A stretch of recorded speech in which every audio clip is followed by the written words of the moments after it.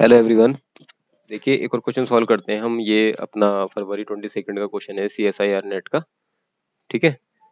बड़ा ही simple question है, ये मार्कोव चेन पे बेस्ड है और ज़्यादातर बच्चे छोड़ देते हैं इस तरह क्वेश्चन जो पढ़ते नहीं है, मतलब इन चीज़ों को टॉपिक्स को डिस्कस नहीं करते, लेकिन ये बड़ा ही इजी क्वेश्चन होता है। ठीक है। तो देखिए क्या है, बस थोड़ा सा लेंथी है लेकिन बहुत ईजी है, तो कुछ समझने का इसमें इतना होता नहीं है। एक ये हमारे पास स्टेट दी हुई है 5 स्टेट 1 2 3 4 5, और एक ये मार्कोव चेन दी हुई है। ठीक है। Markov chain on the state space S in transaction probability matrix हमारे पास ये गिवन है। ट्रांजिशन प्रोबेबिलिटी मैट्रिक्स यहाँ पर गिवन है। तो ये कह रहा है कि which of the following is correct और true. State 1 has period 2, state 2 has period as to state 2 is recurrent, state 3 transition, the chain admit at least two arbitrary distribution। तो कुछ नहीं करना, वेरी वेरी सिंपल क्वेश्चन। देखो मैंने क्या किया, दोबारा से मैट्रिक्स ऐसे बना लिया। बस इसमें एक ये है कि आपसे ये ट्रांजिशन डायग्राम बनाना आना चाहिए और कुछ नहीं है, और ये भी कोई बड़ी बात नहीं है। सबसे पहले ये गिवन मैट्रिक्स हमारे पास, गिवन स्टेट्स थी, तो स्टेट्स यहाँ पर लिख दी 1 2 3 4 5 और यहाँ पर लिख दी 1 2 3 4 5। अभी देख लो कि जहाँ पे जीरो आ रहा है उसका मतलब ये है कि प्रोबेबिलिटी जीरो है, मतलब वहाँ कोई भी पाथ एग्जिस्ट नहीं करता, और जहाँ कोई नॉन जीरो नंबर आ रहा है वहां पर पाथ एग्जिस्ट करता है। इससे कोई मतलब नहीं 0.3 है 0.7 है, कुछ भी हो सकता है। तो जैसे 1 से 1 पे जीरो, कोई पाथ नहीं है, तो ये स्टेट लिखी हमने यहाँ पर 1, 1 से 1 पे कुछ नहीं है। 1 से 2 पे एक है, ये नॉन जीरो नंबर आ रहा है ना, तो 1 से 2 के बीच में ये पाथ हमने बना दिया।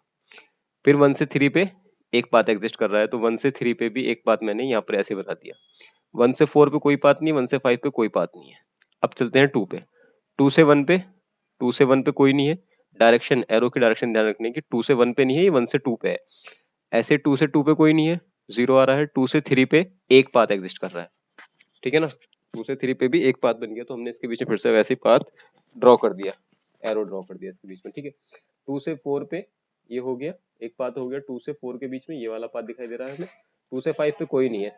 इसी तरह से सारे पाथ हम ड्रॉ करते जा रहे हैं। 3 से 1 पे कोई नहीं है, 3 से 2 पे कोई नहीं है, 3 से 3 पे कोई नहीं है, 3 से 4 पे है, 3 से 4 पे ये रहा, और 3 से 5 पे भी है। इसी तरह 3 से 5 पे भी हमने ये बना दिया नीचे साइड पे, 3 से 5। ठीक है। इस तरह से आप पूरा ड्रॉ कर सकते हैं। ठीक है। अब बात आती है ऑप्शन की। तो देखो करना क्या है, आप ही देखो, जैसे हम 1 से 2 पे गए, 2 से 3 पे गए, या 2 से 4 पे गए, 1 से 2, 2 से 4, और फिर 4 से लौट के 1 पे आ गए। ये यहाँ पर पाथ एग्जिस्ट कर रहा था, तो इसका मतलब हम 3 स्टेप में 1 पे वापस आ गए लौट के। ठीक है। तो इसका मतलब जो 1 स्टेट है, स्टेट 1 जो है उसका पीरियड 3 हो गया।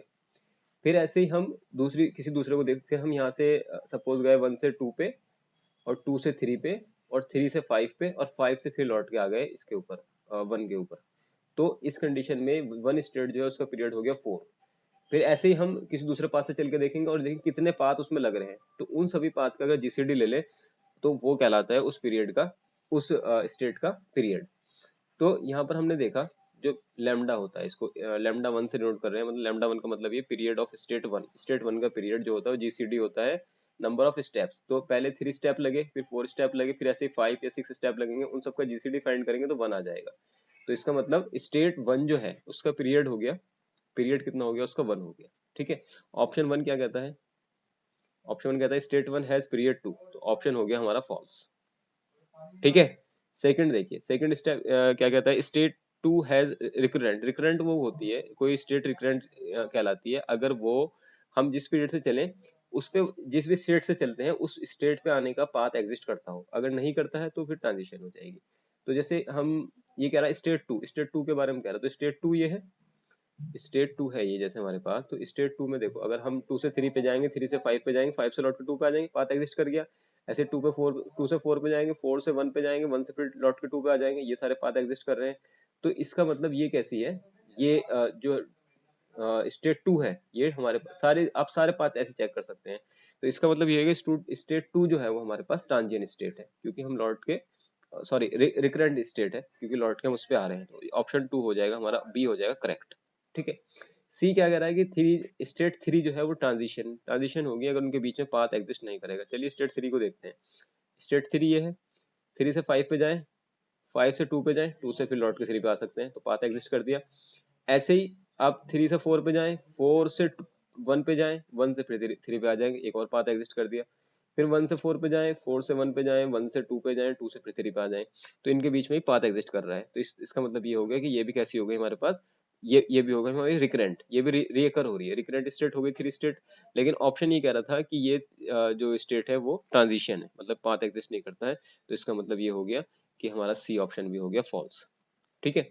डी ऑप्शन क्या कह रहा था, the chain admit at least to arbitrary distribution. तो इसको देख लेते हैं थोड़ा सा, ये क्या है आर्बिट्रेरी डिस्ट्रीब्यूशन से मतलब। देखो ये हमारे पास स्टेट 2 रिकरेंट हो गई, स्टेट 3 भी रिकरेंट हो गई, ठीक है। अगर सभी state, if all states are communicate with each other, the chain is irreducible. ठीक है, चेन उस कंडीशन में इरिड्यूसिबल कहलाती है कि सभी जितने स्टेट्स हैं वो कम्यूट करने, कम्यूट से मतलब है सभी के बीच में एक दूसरे को जोड़ने वाले पाथ एग्जिस्ट करते हो। आप 2 से चले लौट के फिर 3 पे जाएं, 3 से फिर 2 पे आ जाएं, तो सारी एक दूसरे के स्टेट जो है वो कम्यूट कर रही है, तो उस कंडीशन में वो चेन कहलाती है इरिड्यूसिबल चेन। ठीक है। तो जैसे यहाँ पर बात करें हम, अब जैसे यहाँ पर हम देखें, यहाँ पर देखें आप कोई सी स्टेट उठा लें, 4 से जाएं 1 पे, 1 से जाएंगे 3 पे, 3 से फिर 4 पे आ जाएंगे, ऐसे 2 को चेक कर सकते हैं, 3 को चेक कर सकते हैं, 5 को चेक कर सकते हैं, 1 को चेक कर सकते हैं, सारी स्टेट्स एक दूसरे से कम्यूट कर रही हैं। इसका मतलब ये चेन जो है वो इरिड्यूसिबल चेन है। तो एक कंडीशन तो ये हो गई इरिड्यूसिबल। दूसरी कंडीशन क्या है कि if a chain has all state recurrent, aperiodic and irreducible, तो चेन क्या होती है, यूनिक स्टेशनरी डिस्ट्रीब्यूशन रखती है अगर वो 3 कंडीशन को फुलफिल करती है। क्या, रिकरेंट होनी चाहिए जो हम देख चुके हैं रिकरेंट है, अपीरियोडिक होनी चाहिए, और इरिड्यूसिबल होनी चाहिए। If period of all state is 1, अगर सभी स्टेट्स के पीरियड्स 1 होते हैं तो वो चेन जो है अपीरियोडिक कहलाती है।